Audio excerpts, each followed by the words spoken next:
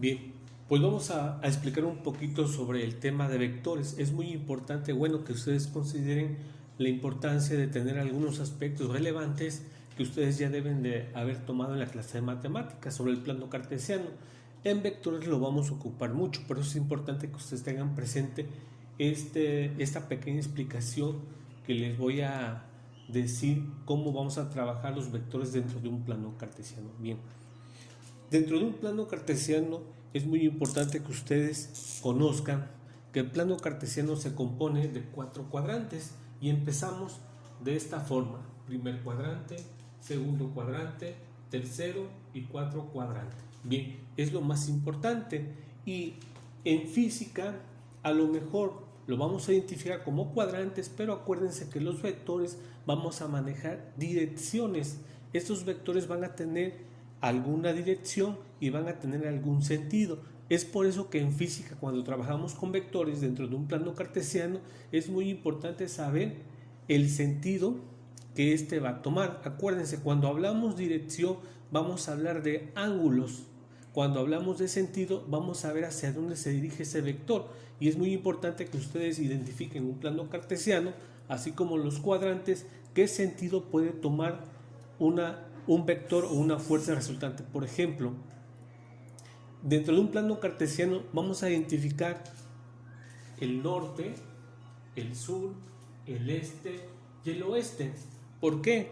Porque cuando nosotros tengamos algún problema de cualquier situación que nos diga que se dirige hacia el este, hacia el norte, hacia el sur o hacia el oeste, debemos identificar en un plano cartesiano hacia dónde puede tener ese sentido, esa fuerza resultante que estamos trabajando. Por eso es importante que ustedes aprendan hacia dónde es el este, el norte, el sur y el oeste, porque en los problemas, los enunciados nos van a indicar qué sentido va a tomar un vector. Bien, entonces no solamente vamos a tener esos puntos cardinales, sino que también dentro de los cuadrantes vamos a tener sentidos, y estos van a ser representados, por ejemplo, en el primer cuadrante vamos a tener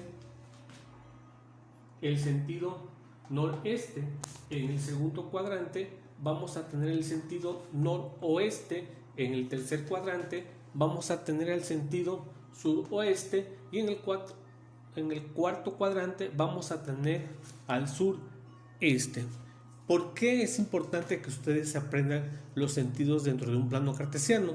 Porque, por ejemplo, imagínense que en un problema nos digan que un avión se dirige hacia el norte, entonces yo debo de saber que se dirige hacia arriba.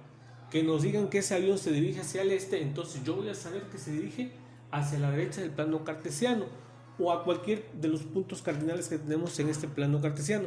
Pero también es importante saber que si nos dicen si el avión se dirige hacia el noreste, yo sé que el vector va a quedar en este cuadrante.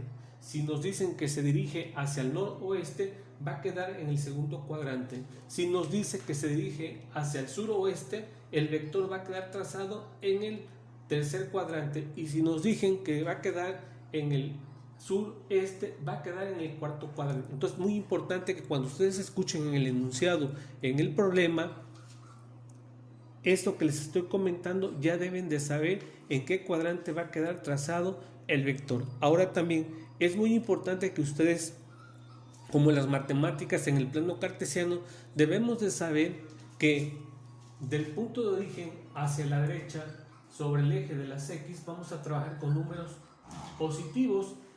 Del origen hacia el lado izquierdo en el eje de las X vamos a encontrar números negativos, y para el eje de la Y, del origen hacia arriba, números positivos, y hacia abajo números negativos.